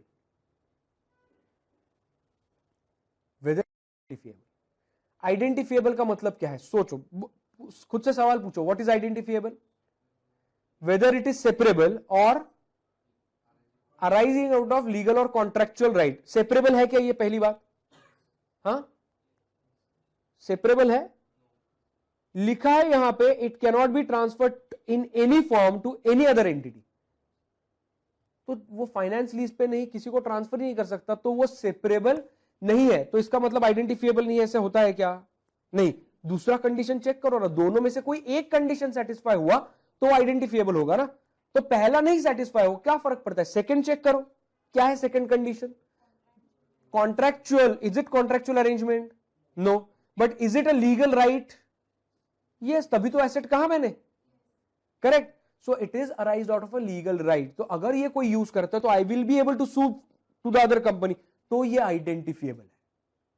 identifiable non monetary asset है विदाउट फिजिकल सब्सटेंस, मियरली ये सीडी या डीवीडी रोम पे है, डजंट मीन, डीवीडी पे है तो it doesn't mean that it is have a physical substance, it has a physical substance, does not have physical substance. So इसीलिए इस मैप्स को मैं क्या कहता हूं? इंटेंजिबल एसेट कह पाऊंगा, ठीक है? Are you with me on this? So यहां पर मैं लिखूंगा ये शॉर्ट आंसर लिखूंगा, एनालिसिस अपने दिमाग में रखना और ध्यान में रखना, कोई भी इंटेंजिबल एसेट से रिलेटेड अगर ऐसा सवाल आता है तो you have to approach in this manner, definition में जाना है और एक एक चीज इवेल्युएट करनी है, इसलिए मैं एलोबरेटली बोल रहा हूं।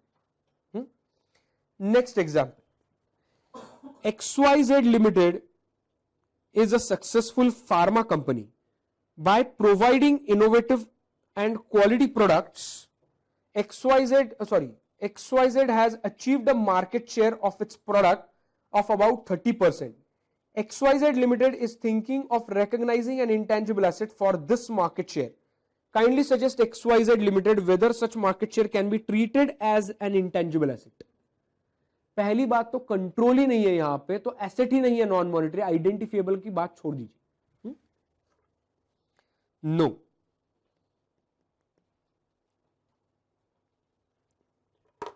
चलिए, एनी क्वेश्चन?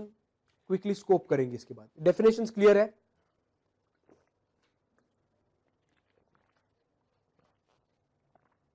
ये डेफिनेशन बहुत इंपॉर्टेंट है, सभी डेफिनेशंस तीनों। जब आप रिकॉग्निशन के बारे में सोचोगे कोई भी एसेट का, पहली चीज उसमें आती है कि वेदर डेफिनेशन ऑफ टैंजिबल और इंटेंजिबल एसेट इज सेटिस्फाइड और not.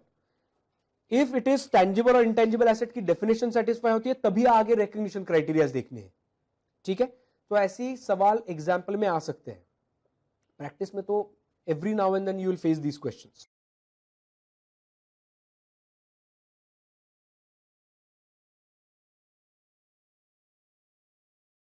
Now, scope. IAS 16, it is applicable to all tangible assets except where it is specifically excluded, like intangible assets are excluded, investment properties are excluded. So otherwise it is applicable to all intangible. Inventories also it is not applicable क्योंकि वो definition satisfy नहीं करता PPE की. Otherwise it is applicable on all assets. IAS 38 intangible assets, it is applicable to all intangible asset except 4 points उसमें लिखिए exclusion के। Simple है क्योंकि those are not intangible assets. For example, intangible assets that are within the scope of another standard.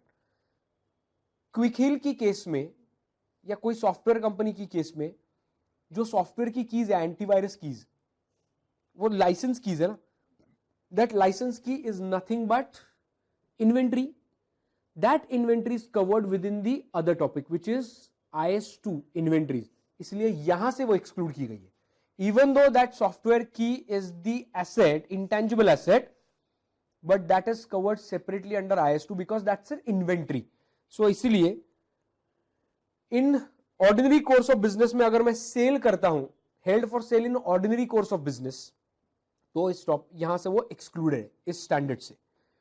लीजेस, right to use asset, right to use asset, ये जो right है which is again intangible asset, but इसको separately cover किया है IAS 17 में and now it is under IFRS 16।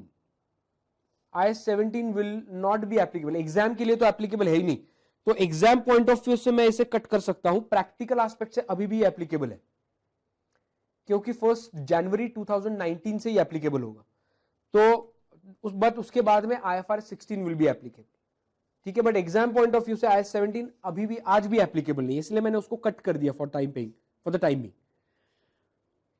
Deferred tax asset, तो deferred tax asset भले ही intangible हो but still it is covered under different standard which is IAS 12।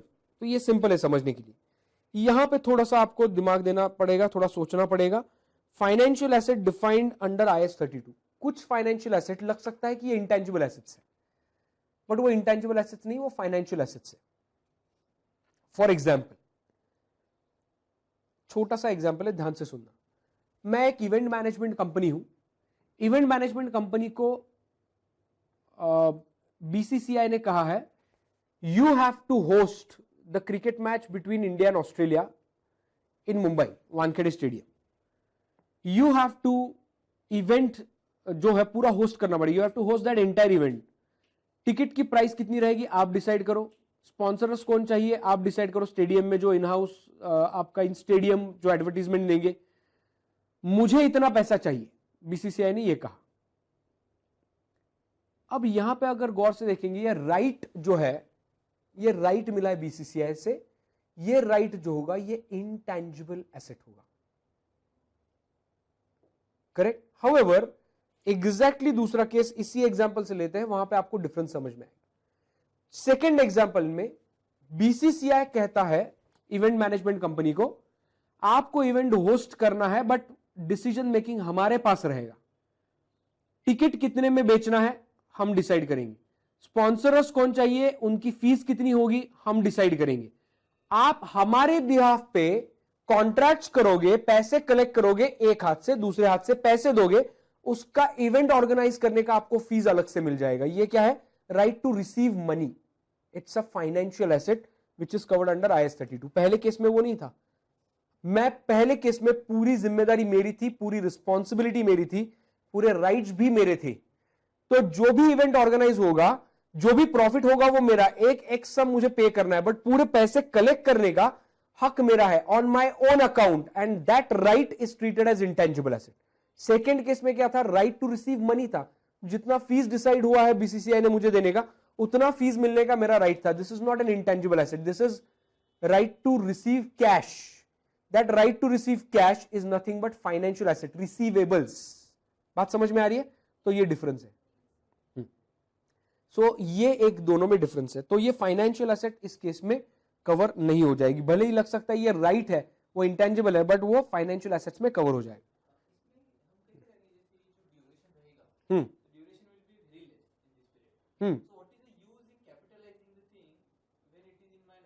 नहीं, मैं तो एग्जाम्पल दिया बस उसके लिए।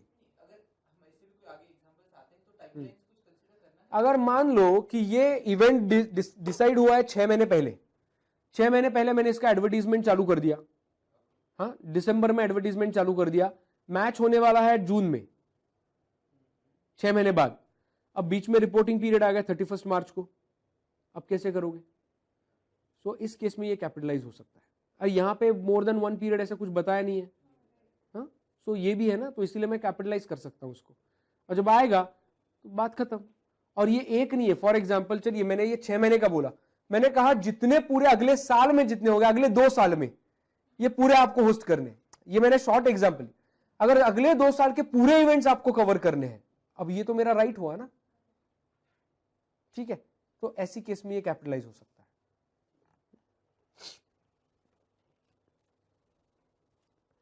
एक्सप्लोरेशन एंड इवैल्यूएशन एसेट्स, इसके लिए अलग स्टैंडर्ड है विच इज IFRS 6। भले उसका ट्रीटमेंट मोर और लेस वही है, कुछ ज्यादा डिफरेंट नहीं है, बट IFRS 6 में इसके बारे में बात की है, तो यहां से उसको एक्सक्लूड किया है।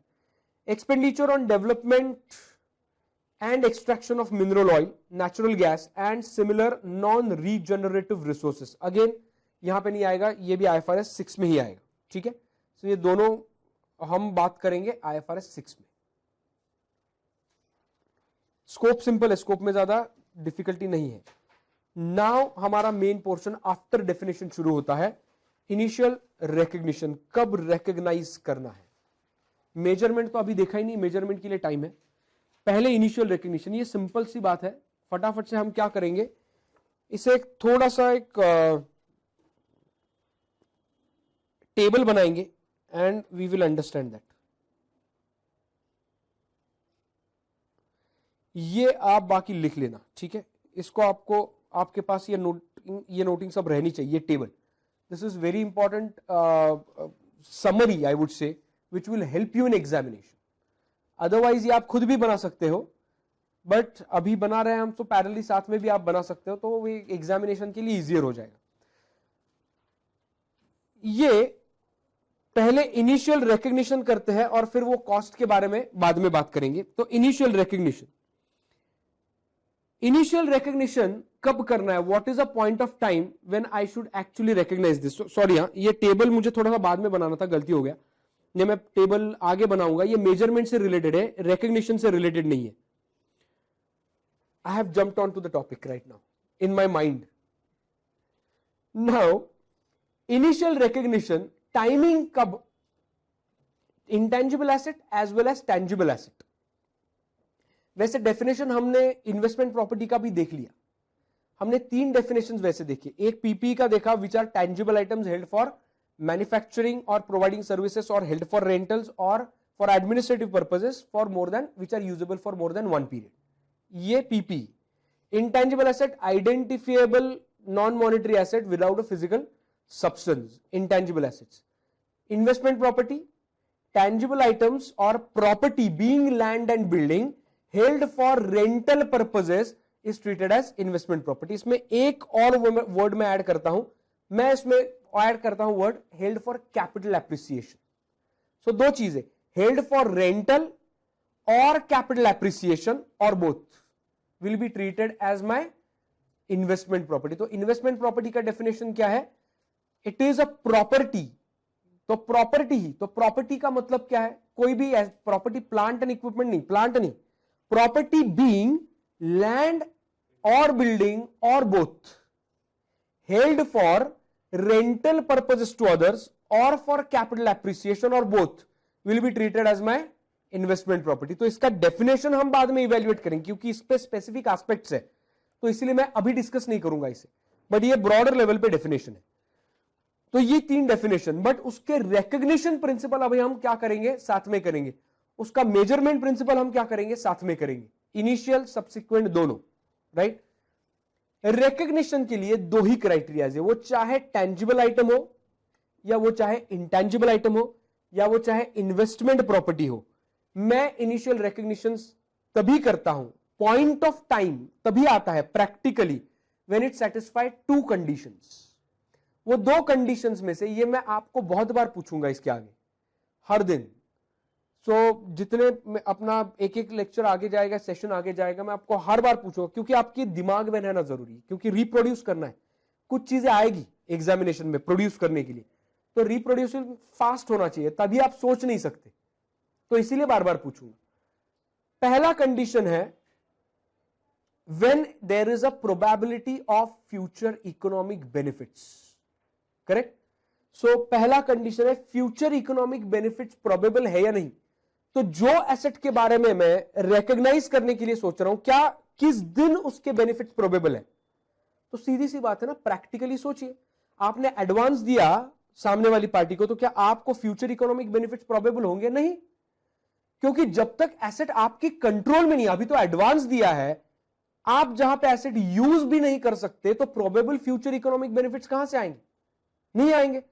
तो जब वो एसेट आपके कंट्रोल में आएगी तभी प्रोबेबिलिटी आएगी ना फ्यूचर इकोनॉमिक बेनिफिट्स की. तो कंट्रोल कब आता है ये आपको चेक करना है. In a normal scenario, in a ordinary course of business, ये कंट्रोल कब आएगा? Whenever you get receive the position of that particular asset in a normal circumstances में बोल रहा हूं. हर बार position is not a decisive factor. Possession may not always be the decisive factor to determine whether you receive the control or not. बात समझ में आ रही है? यहां पे हो सकता है कि आपने एसेट ली और ऑपरेटिंग लीज पे दी किसी को, you do not have possession but still you control that, correct? But in normal scenario, अगर प्रॉपर्टी प्लांट एंड इक्विपमेंट है, for example plant and machinery है, तो आप क्या करते हो, जैसे ही प्लांट एंड मशीनरी मेरे प्रीमाइसेस, फैक्ट्री प्रीमाइसेस में डिलीवर हो जाती है, जीआरएन जिस दिन बनता है उस दिन आपकी बुक्स में वो क्या होती है, रिकॉग्नाइज होती है. क्यों? आपके पास आ गई. Now you have control, you decide how to utilise that asset. Correct. तो फिर आप क्या करो, उसे रिकॉग्नाइज कर सकते हो, provided second condition is also satisfied. And है बीच में, और नहीं है यहां पे. सो दोनों कंडीशन सेटिस्फाई करना जरूरी है. Condition 1 and condition 2 and. तो probability of future economic benefits practice में कैसे अप्लाई करते हैं? When you receive the control of that asset, you will recognize that asset in the books of accounts. Are you with me on that? Now, cost can be measured reliably. अब cost can be measured reliably मतलब क्या होगा? Cost can be measured reliably मतलब क्या होगा? Simple सी बात है, cost, जब ये cost है,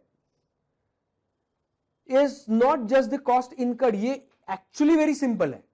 टेंजिबल एसेट के लिए वेरी सिंपल है, सोचने वाली बात नहीं है, उसमें जितना पैसा मेरा जाने वाला है आउटफ्लो, दैट आई नो, मेरे पास एस्टिमेट है। अगर एसेट मैं कंस्ट्रक्ट कर रहा हूं खुद, तो भी मुझे पता है टोटल एस्टिमेट क्या है। बिल्डिंग कंस्ट्रक्ट कर रहा हूं, ऑफिस कंस्ट्रक्ट कर रहा हूं, फैक्ट्री कंस्ट्रक्ट कर रहा हूं, बजट तो कुछ है कि नहीं मेरा, तो मेरे बजट के हिसाब से मुझे पता है कि कितने पैसे उसको लगेंगे या कितने पैसे खर्चे हुए। It means This cost is not just the cost incurred till date, but also cost to be incurred in future. तो दोनों कॉस्ट इसमें आते हैं। सो ये कॉस्ट जब मैं कहता हूं, तो this is not just cost incurred, तो मैं ये लिखता हूं cost incurred plus to be incurred in future.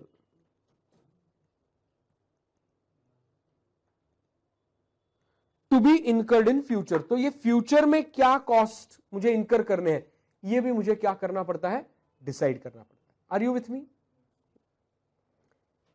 Tangible assets के लिए ये बहुत सिंपल है, इसमें कोई सोचने वाली बात नहीं है, ये स्ट्रेट फॉरवर्ड होता है। टेंजिबल एसेट्स के लिए मुझे पता है कि ये हॉल रिनोवेट करना है, मुझे कितना खर्चा आएगा। मैं जाऊंगा आर्किटेक्ट के पास, उसको कहूंगा तेरा मुझे एक एस्टिमेट दे दो भाई, एस्टिमेट मिला, उसके 1 रुपया ज्यादा नहीं, उससे कम नहीं, मुझे पता है अभी इनकर किया है, कुछ खर्चा नहीं किया, जो भी 2 महीने में इनकर होगा, I know how much expenditure I am going to incur, that's very straight forward.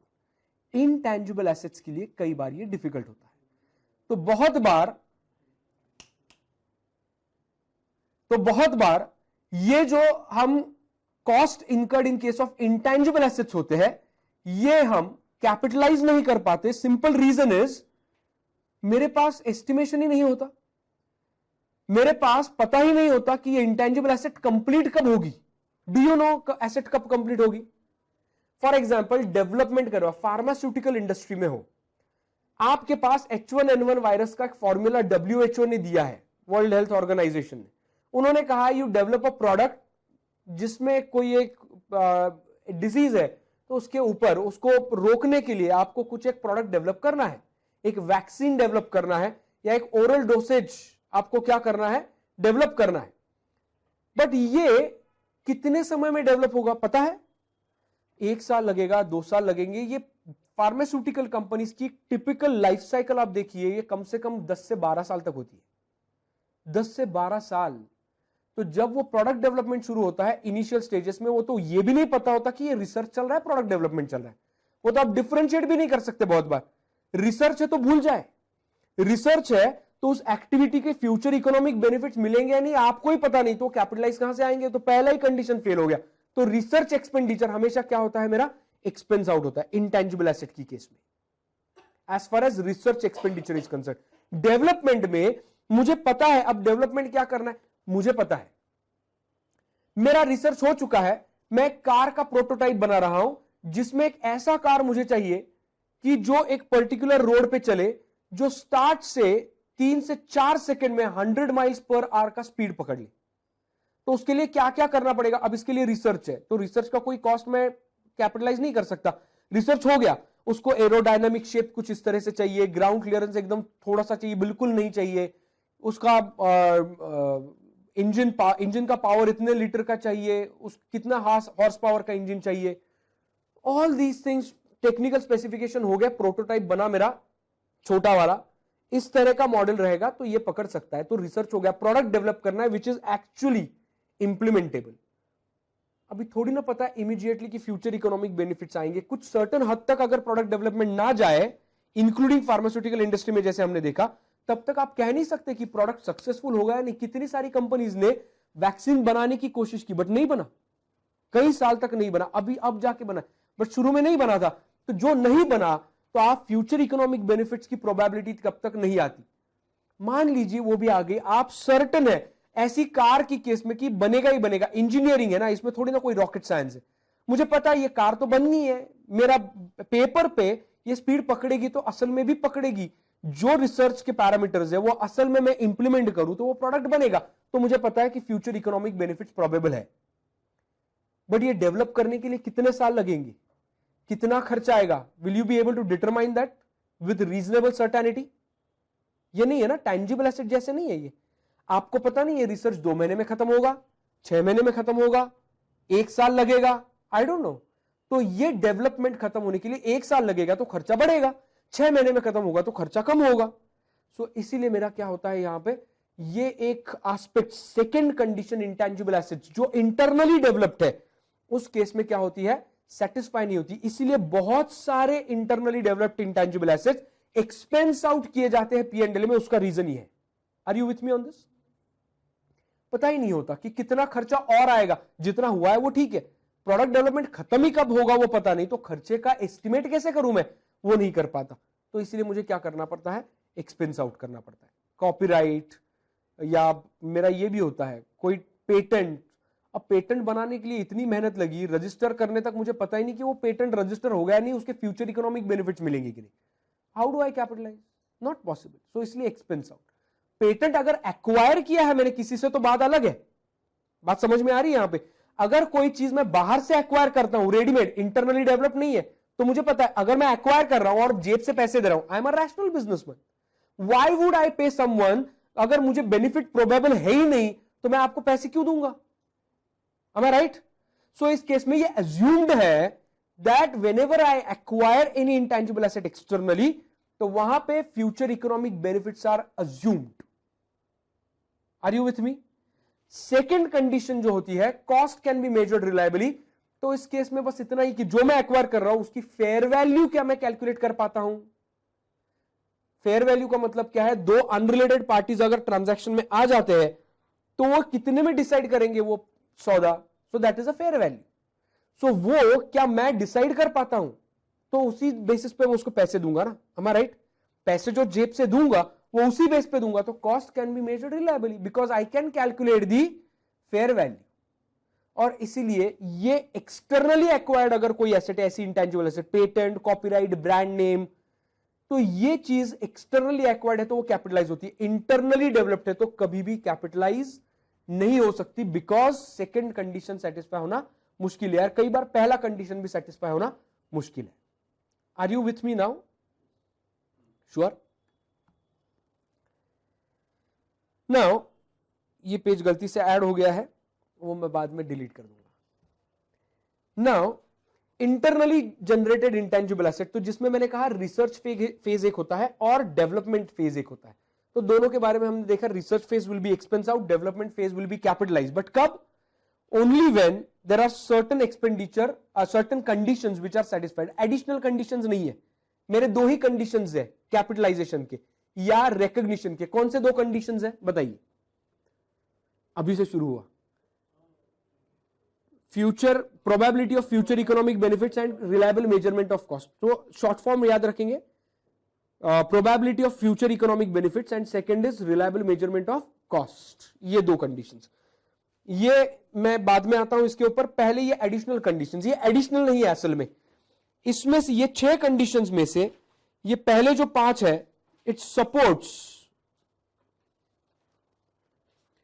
First condition which is reliable probability of future economic benefits, और सेकंड जो है, सिक्स्थ वन जो है, it supports the second condition, support second condition.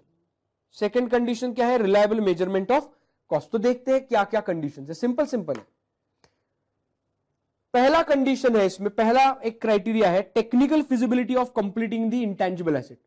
पहली बात, do you have the technical competency to complete that H1N1 virus का product, या converting that prototype into actual product.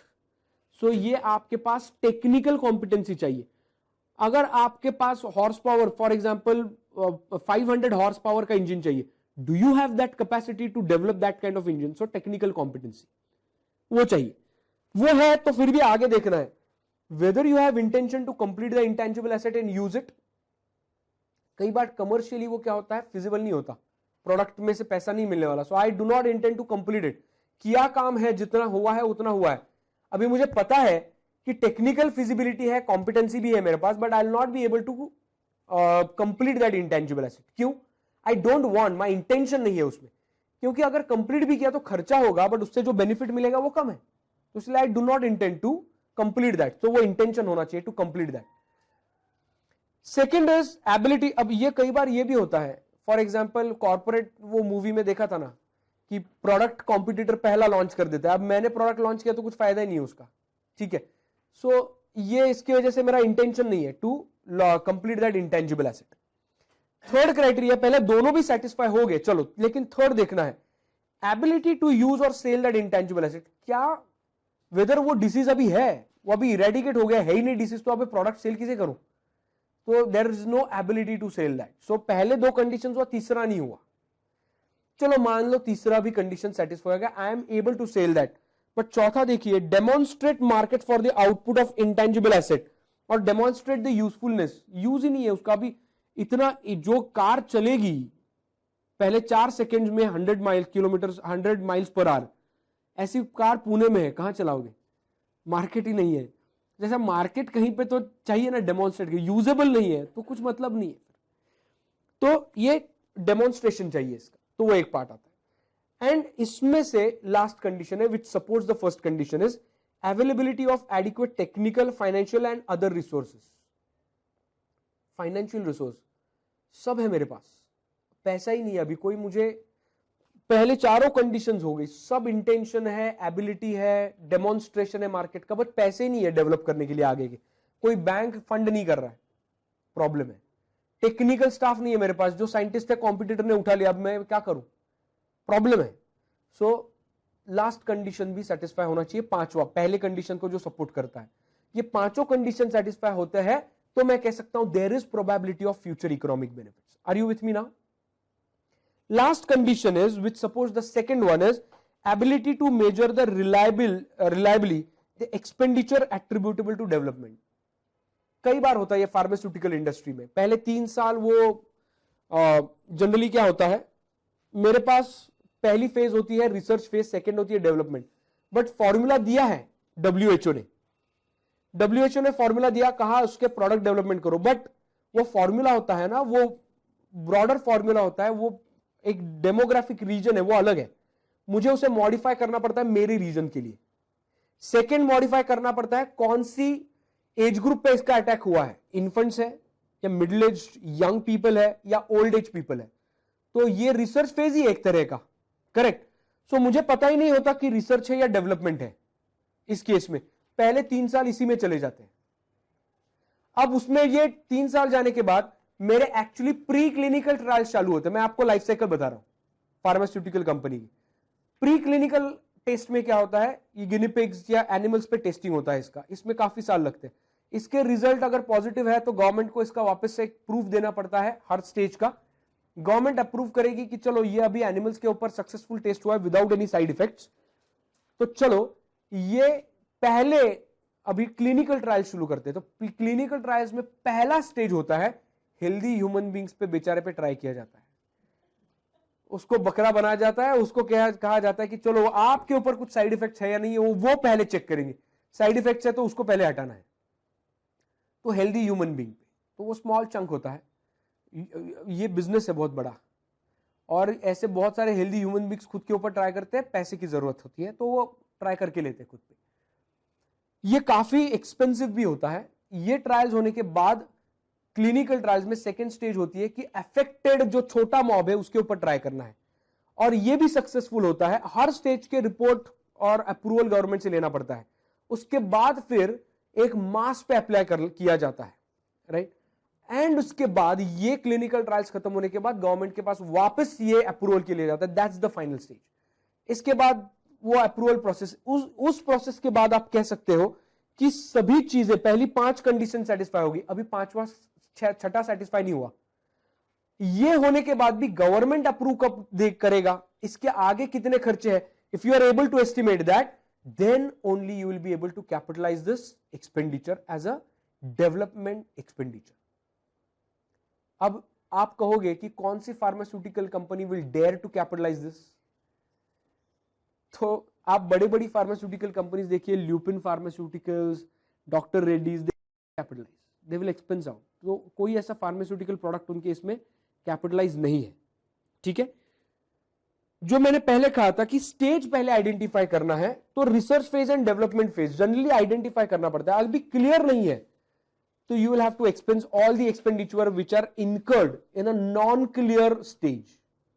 Research phase है तो एक्सपेंड आउट करना है, डेवलपमेंट फेज है तो आप सोचो, ये सब कंडीशन सेटिस्फाई होती है तो खर्चे आप पार्क करो कैपिटलाइज करने के लिए, intangible asset in progress, correct. तो वो सभी कंडीशन सेटिस्फाई हो जाती है तब। Are you with me? Sure? All right, any questions? तो इतना ध्यान में रखना है, research phase will always be expensed out, always. Development phase will be capitalized only if these additional criteria supporting two primary criteria are satisfied, and where the phase is not clear whether it is research or development, पता नहीं, जैसे मैंने पहले कहा demographic और ये सब मुझे असेस करना है, तो अभी रिसर्च ही चालू है या डेवलपमेंट हो गया शुरू, पता नहीं, तो अनक्लियर फेज है तो एक्सपेंस आउट, सोचना भी मत कैपिटलाइज करने का, ठीक है। Any questions till now? So मेरे से आपको एक सवाल, ये आपको जवाब देना है, इसको एनालाइज करना है, ठीक है। A private limited company A which is wholesale supplier in a consumer market sector has been in the market for many years and has developed a list of customers with which it currently transacts. The customer lists prepared by A is large and complete in terms of information about the customers. Management of A considers that list has a significant value. A also acquires a medium-sized competitor that also has a large customer list with information such as name, address, contacts, and average purchase amount. The customer list has a value and management could sell it to the third parties. Its fair value can be measured reliably and there are no substantive legal reasons that preclude client information from being exchanged or traded. A would like to recognize intangible assets in respect of the above customer lists as both are the resources controlled by the entity from which the entity expects to derive future economic benefit. Kindly suggest A whether, first question, whether it can be treated as intangible assets. Second, if yes, then whether it can be recognized in the books of accounts as intangible asset. Measurement की बात नहीं की.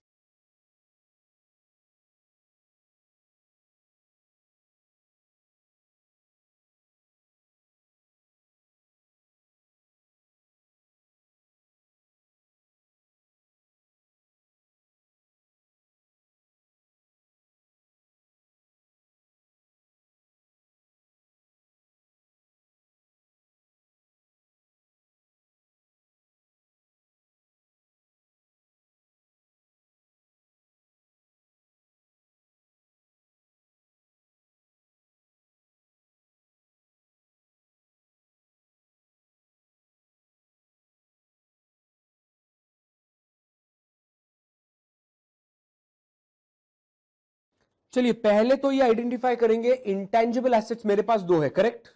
कौन कौन से intangible assets की बात चल रही है यहां पे? सेल्फ क्रिएटेड और self generated asset which is a customer list, and second कौन सी है? Which is acquired from the third party, correct, in a business combination kind of a thing. Now ये बिजनेस कॉम्बिनेशन नहीं, asset acquisition ही है।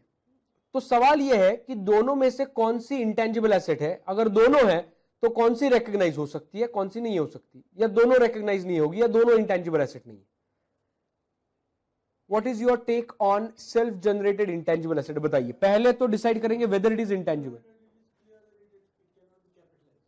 हाँ नहीं करे, step by step जाएंगे। तो weather it is intangible asset, first of all customer list, weather it is intangible asset. Intangible asset की definition बताइए क्या है? It is a identifiable non monetary asset without a physical substance. Identifiable का मतलब क्या है?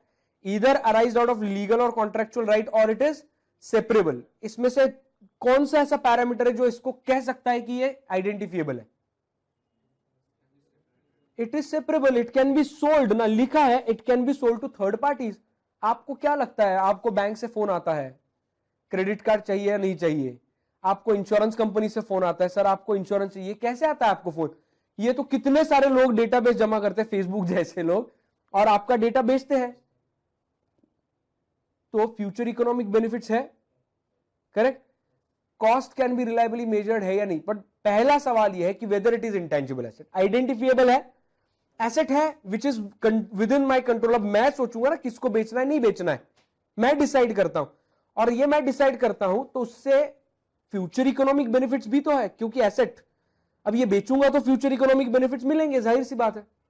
तो ये एक आइडेंटिफिएबल नॉन मॉनिटरी एसेट है विच doesn't have a physical substance, because एक पेपर पे आता है वो लिस्ट या सीडी रोम पे आएगा, बट वैल्यू किसका है? वो डेटाबेस का वैल्यू।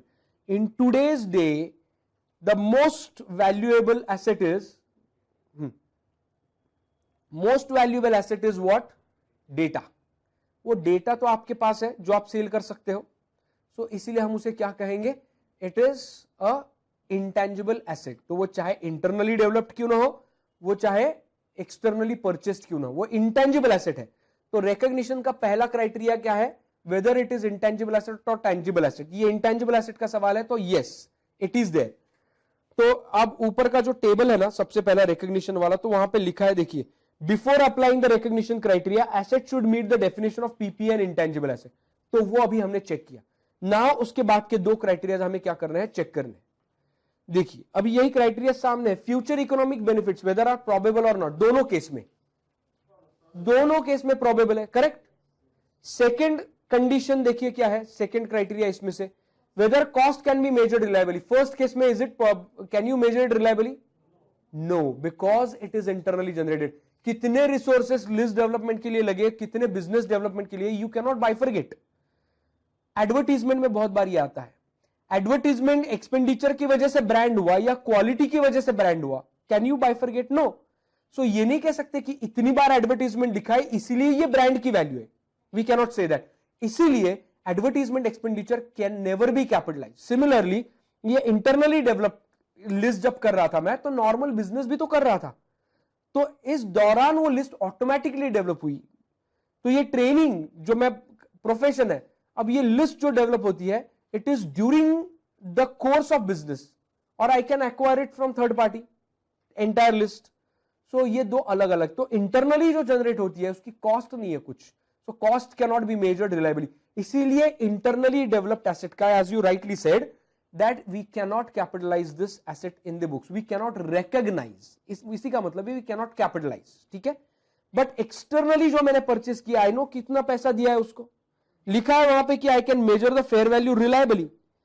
अगर वो फेयर वैल्यू रिलायबली मैं मेजर कर पाता हूं, तो इसका मतलब कॉस्ट पता है कितना देना है, तो जेब से जितना पैसा जाएगा that will be the cost.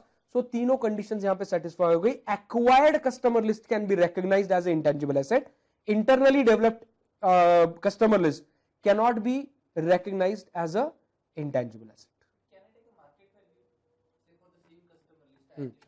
That is strictly prohibited. So that's a good question. So question is whether market value can be taken as value and can I capitalize? No, absolutely not. Even if the asset has some fair value, if while generating you have not incurred any specific cost, you cannot take a market value and capitalize it. That is specifically prohibited. So it's a really good question. So that is prohibited in the standard itself. ये आप नहीं कर सकते, ये लिखा है।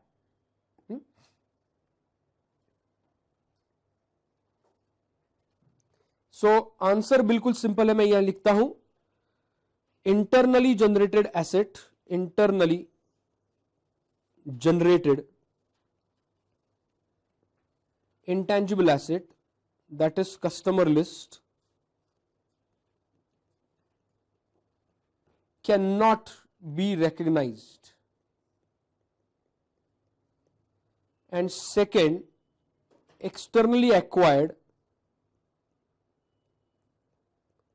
externally acquired intangible asset or customer list can be recognized। ये ऐसे एग्जांपल्स एग्जामिनेशन में आ सकते हैं, तो आपको बस क्या करना है, एलोबरेट करना है ऑन ऑल पॉइंट्स। सो तीन जो पैरामीटर्स हमने एलोबरेटली डिस्कस किए थे उसको एलोबरेटली हमें डिस्कस करना है, ठीक है। Any question? ये हम अभी नेक्स्ट सैटरडे करेंगे इनिशियल मेजरमेंट, तो उसके लिए वो टेबल निकालना था, तो ये टेबल हम अगले सैटरडे करेंगे। Alright, thank you so much and see you on the next Saturday.